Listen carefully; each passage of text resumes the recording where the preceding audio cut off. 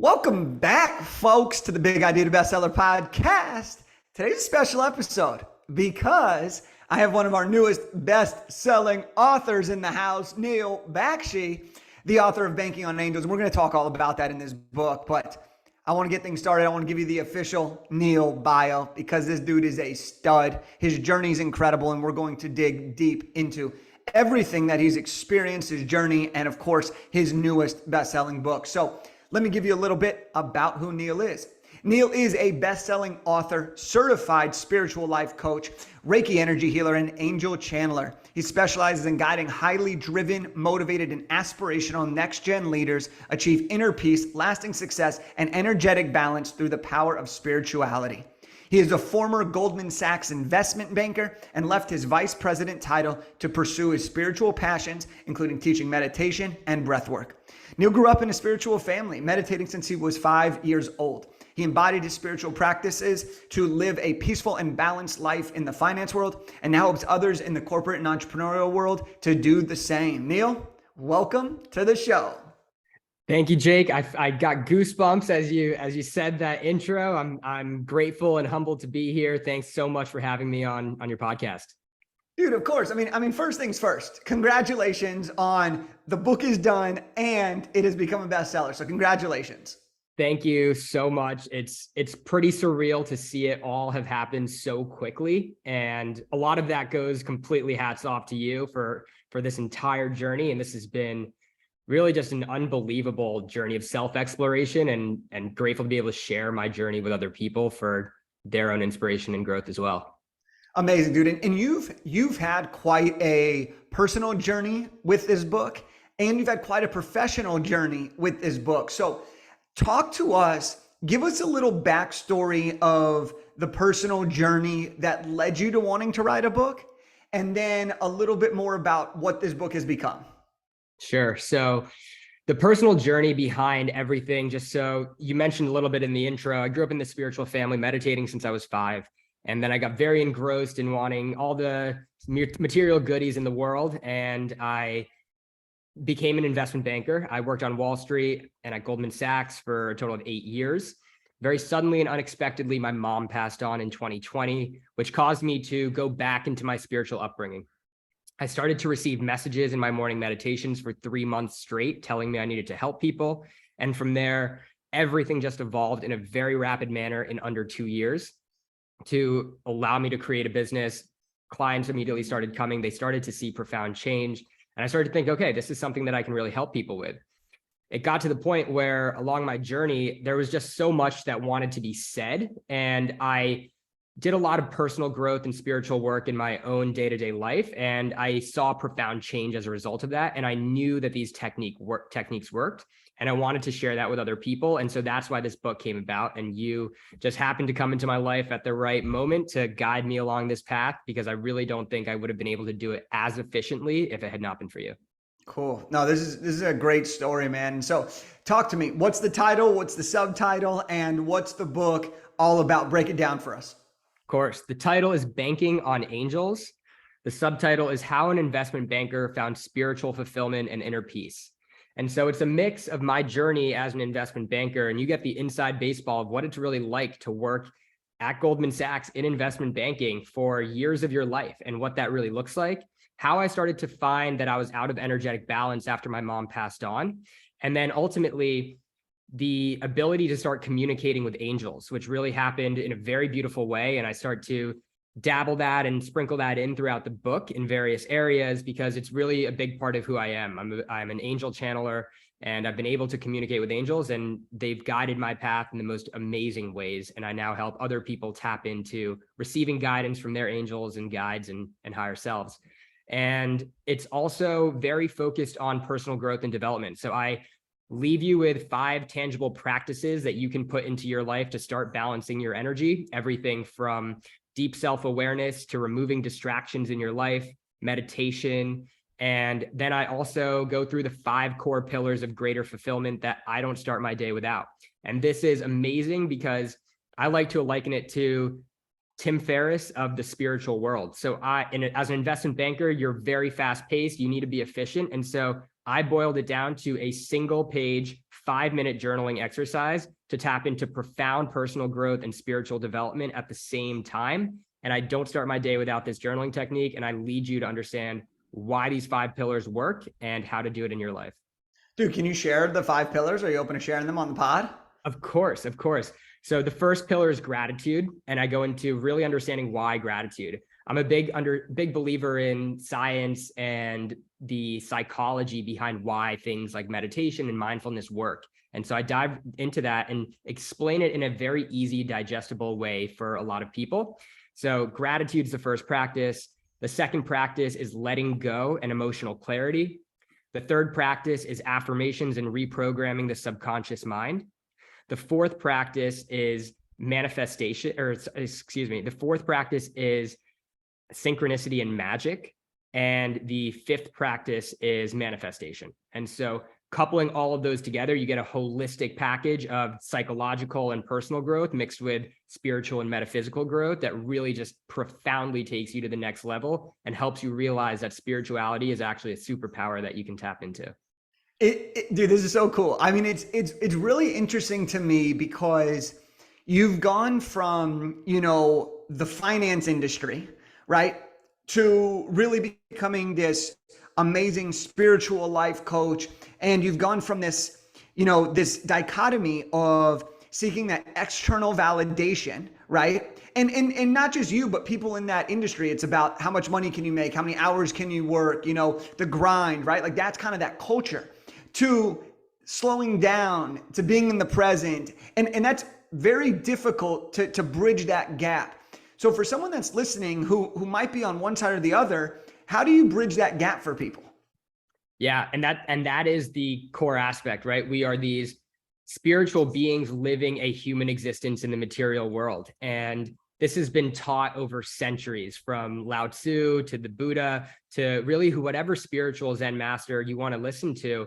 There's dualities, and that creates our natural understanding of the world. But it's about being in this balanced middle way. And that middle way is not swinging too far on either end of the spectrum. And an amazing analogy that was told to the Buddha. So he, just for background, went from riches to asceticism to ultimately find his purpose of life. And one of his teachers told him it is very closely aligned to the analogy of tuning an instrument. If you tune the strings too tightly, the strings will break. And if you do not tune it tight enough, this music will not play from the instrument. So it's about finding this perfect balance where you can meld the balance of understanding, okay, we're in the physical material world and we have those very real demands, but we're also these spiritual beings, and how can we align the two? And these 5 practices are actually a way that you can start to build greater awareness into aligning those. And then the practices that I also leave you with are gateways into understanding who you really are on a deeper level, because we go through life so fast, so externally stimulated, whether it's our phone notifications, our email, our work, our partners, anything is just demanding our external attention. How can we take the time to actually slow down, to go introspective and start to really think about these things on a more intentional level? And within that state of mind, you are actually tap into the ability to slow down, but speed up mental faculties. So you slow down to understand, however, you gain greater amounts of clarity and you're able to be more energized as you go through your day and actually accomplish more. So as paradoxical as it sounds, that's actually how it works. But many people are fear-driven and they don't want to slow down out of fear of what they think will happen. Yeah, and you've done such a good job of breaking this down into a way that's easily digestible for people who want to make this change, right? So let's say you're working that corporate vibe, something's missing. You aren't sure exactly what it is. You've seen spirituality, meditation, manifestation, but to a lot of people that are in that world, that's far off. That's woo-woo. That's not me. But there's more to it than that. So how do you kind of introduce the concept, and how do you kind of tell somebody like, hey, I remember when I was the VP of Goldman Sachs, to turning into, okay, let me begin my spiritual journey without feeling like you just jumped off the deep end into the land of the unknown, right? And you bring up a really great point, because I was that way. I thought the only tool I had in my toolkit was hard work, the grind, the hustle, and I was working 80 to 100 hours a week at Goldman for years. And I thought the only way to be successful, to make an income that could support me the way I wanted to live my lifestyle, was through these just hard work and the grind. And then what happened was I started to experiment. And experimentation is actually a crucial part that I talk about in my book, about how can we start to change what we think we know? And Einstein is the one who once said it, you can't solve a problem from the same perspective from which it was created. And so I started introducing these techniques with more of an open mind, started learning from teachers like Michael Beckwith, Dr. Joe Dispenza, Gabby Bernstein, these incredible spiritual teachers along the path. And so I started to really tap into and listen to, how does this actually work? And I started to see tangible results. And from their practices, I manifested my business. I manifested clients per my exact directive. I found deep levels of inner peace. It was really just amazing. And seeing the growth that compounds, it all relies on consistency. Dude, you make it believable to people that have never maybe experienced that or didn't realize what they didn't know, right? And I think that that's a really cool thing. And your book just lays this out so beautifully. I want to transition and talk about your title for a second. I'm a big fan of your title, and I'm going to explain why here in just a second. But I'd love to ask you, Neal, is how did you come up with your title, Banking on Angels, and what's the significance? Let's talk through that, because title selection is one of those things that a lot of people struggle with. Either they have it from the very beginning, they just know that's what it's going to be called, right? My fourth book, I knew from the beginning it was Big Idea to Bestseller. But other times, you have no idea what the book's going to be called. Your book takes you on 17 different journeys. But then after the book's written, you end up deciding on this amazing title that you're really excited about. So for you, how did you get to Banking on Angels? So you're going to love this story, because this is actually very closely intertwined with the fourth pillar that I talk about, which is synchronicity. Back in May of 2022, I went to what's Mind Valley's event called A-Fest in Jordan, the country. And I met someone, and this was before my book writing journey even began. I met you, and I was like, okay, I'm going to write the book, but it was before I even put pen to paper. I started talking to someone, and I started telling them about my journey. I started telling them about my banking background, my ability to communicate with angels and others who have crossed over on the other side. And they actually said to me, they're like, oh, wow, that's like Banking on Angels. And I was like, huh, interesting. But then I kind of let that go. And so further on down the line, it just kind of came back. And I was like, wow, that actually makes entire sense, because it's banking on angels in the sense of, yeah, I was an investment banker communicating with angels, however, also relying on angels to guide my path and lead me to where I am.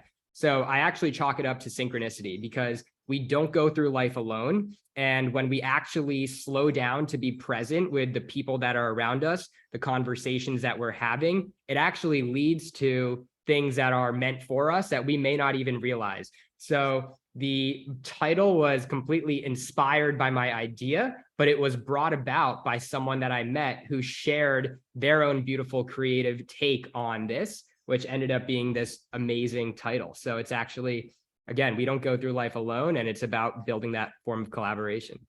That's so cool. And it's funny because you heard it and you didn't commit to it right away. You kind of just said, and then it came back and you're like, yep, this is it. Feels right. I need it. But here's where I love it. I mean, first of all, I love whenever there's a story behind a title, I really love it. Okay. The second thing that I always look for when I'm thinking of what makes a great title is like, can you remember this?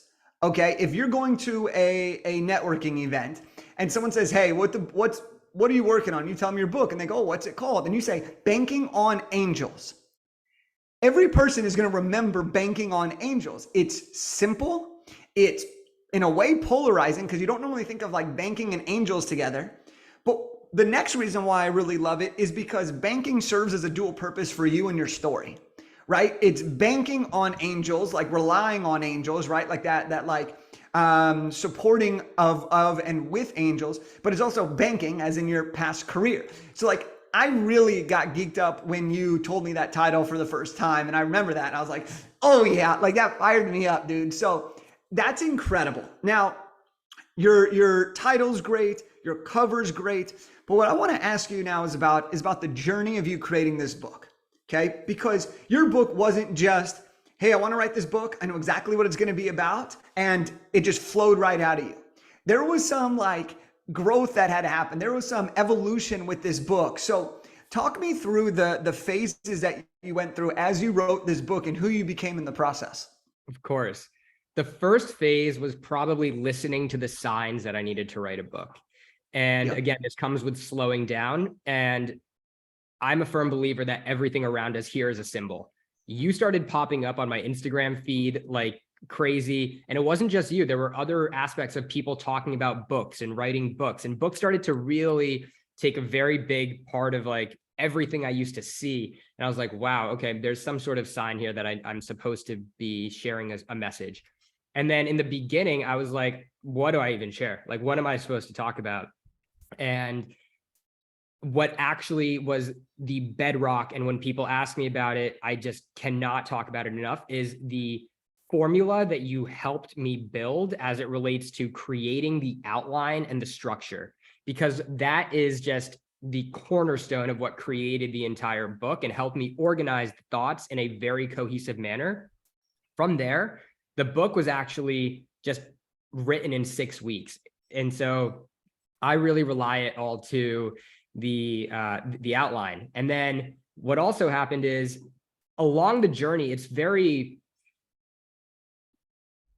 it's a mix of therapeutic, but also self-discovery as it relates to bringing up the story of my mom and her passing, that just like was in a sense also very healing. It was part of a healing journey, I think. And then I took a break from the book for about 2 months and came back to it. And then there was a lot that evolved and changed. And I was like, okay, wow, I thought the book was done in 6 weeks. And then I came back to it and I had a bunch of conversations while I was away on my travels and met with some people who were like, you need to really lean into the angels aspect more, because I was like, am I going to be able to really relate to the people I'm trying to connect with in the corporate world? Are they going to be able to resonate with something like angels?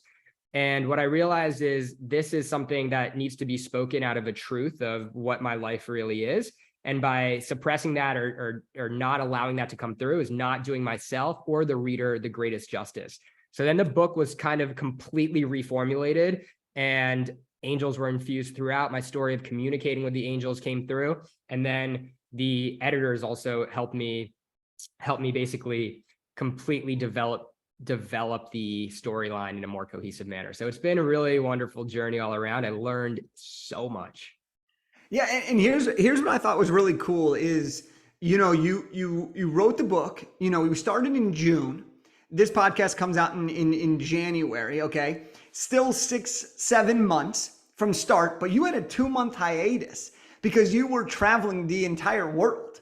Where did you go in those 2 months? Because I want to tie this into like how effective you were writing the book because you had the process. So where'd you go in the 2 months though to really show people like what you were doing during that time and how important that was to the book?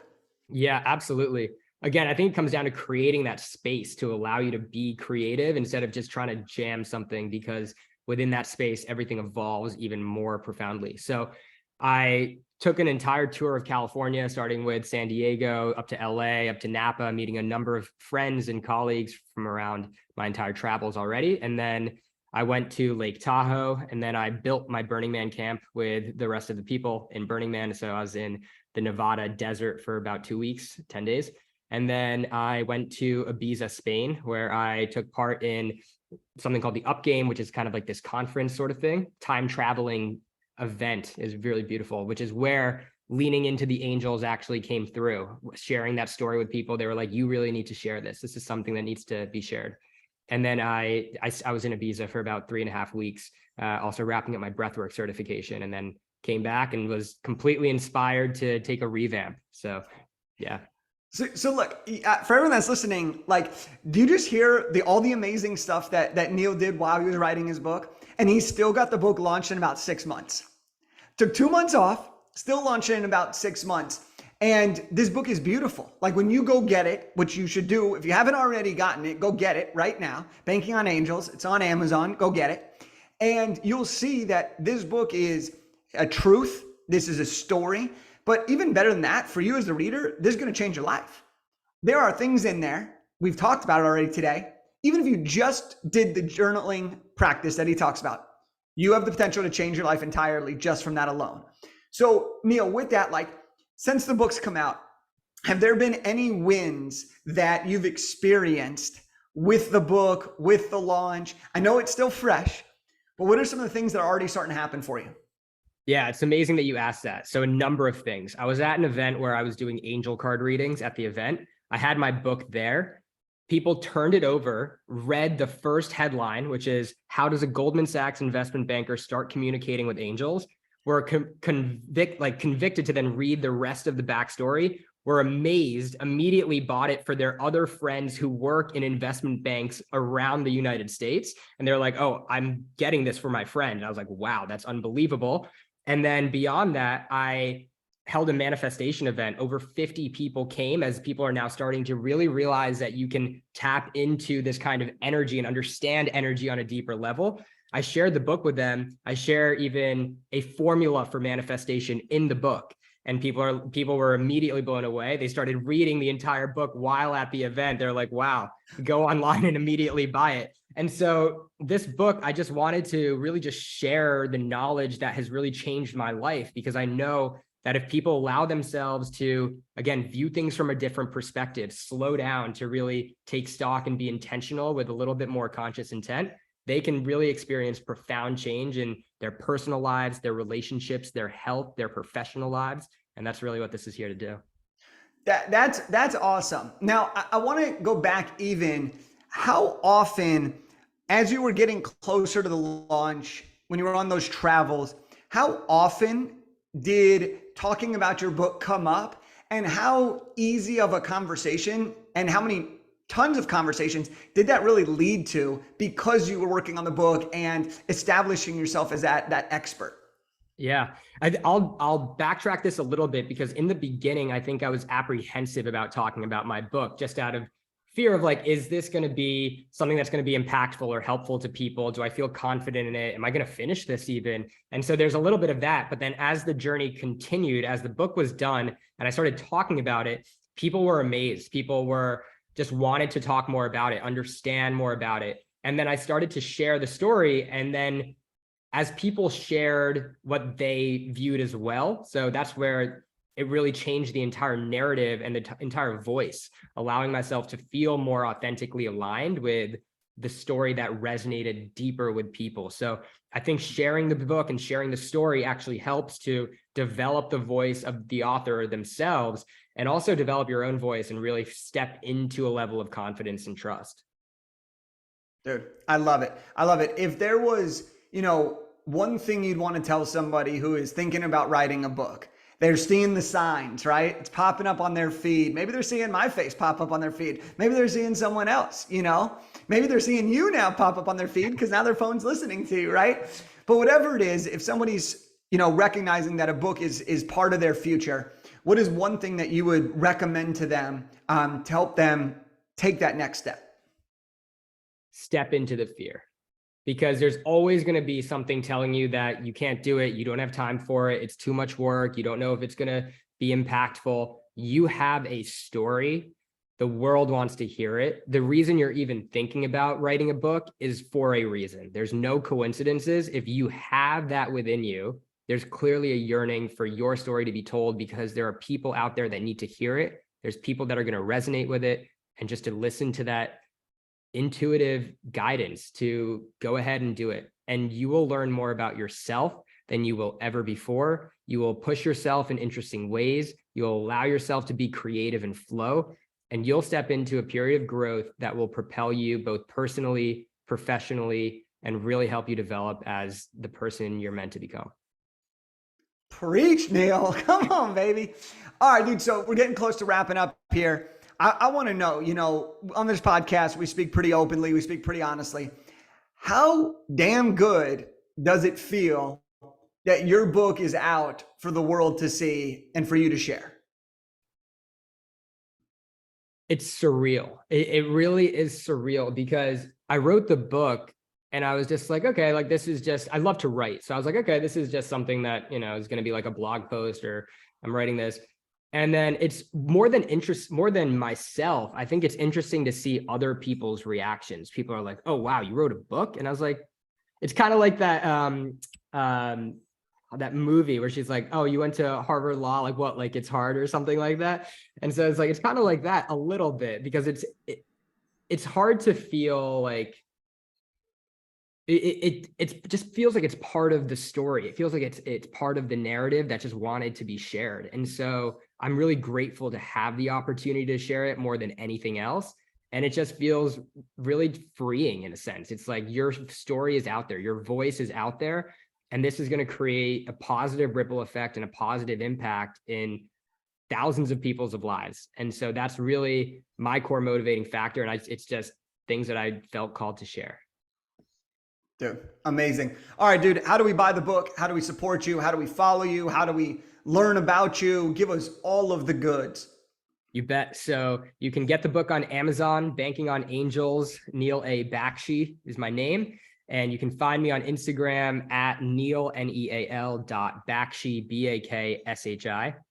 You can find me on my website, nealbakshi.com. And if you just want to reach out to me, I love just hearing people's stories. So just email me, and my email is neal@nealbakshi.com. And I just love to connect with people, hear their stories, see how we can work together, collaborate. I can help people. That's really what I'm here to do. And I think that, again, within allowing yourself the space and the synchronicities to connect with those people, that's how my book title came about, right? So you're able to connect with people and just really hear stories and share stories. And that's what we're here to do. We're just here to connect.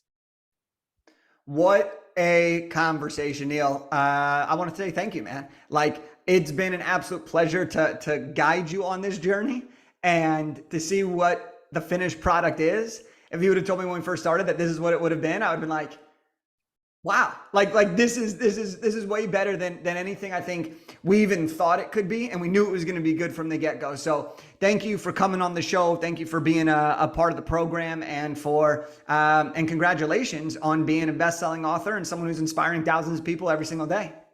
Thank you, Jake. I appreciate it. And I contributed a lot to your energy. Seeing your energy was the main reason. I was like, okay, I'm meant to work with this guy. This guy held me accountable along the journey. You gave me the tools and the frameworks I needed to succeed, and we're here. And so it's truly a testament to your ability to coach someone through this process. And I couldn't be more grateful for your help. So thank you. It's dual-fold. Yeah. Appreciate you, Neal. And for all of you guys that are listening to this episode, go buy Banking on Angels. Look, sometimes on podcasts, they don't want to give you too clear of a call to action, but that's not what we do here. It's as clear as day. Buy Banking on Angels, change your life, and experience the greatness of Neal Bakshi. And if you really enjoyed this episode, you guys, let Neal know he is as genuine as he sounds. He is the real deal. Check him out, and I will see you on the next episode.